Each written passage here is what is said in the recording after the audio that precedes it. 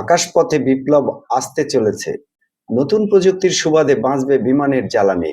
এটি কেবল কোনো শিরোনাম নয়, বরং এভিয়েশন ইন্ডাস্ট্রির জন্য এক নতুন যুগের সূচনা।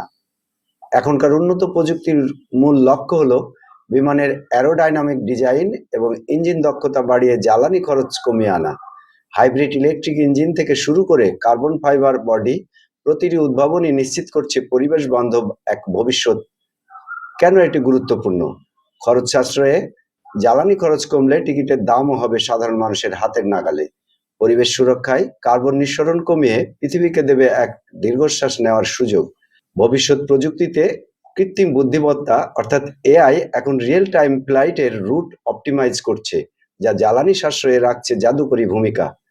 প্রযুক্তির এই জয়যাত্রা শুধু আকাশকে নীল রাখবে না, বরং আমাদের ভ্রমণকে করবে আরো সহজ এবং সাশ্রয়ী।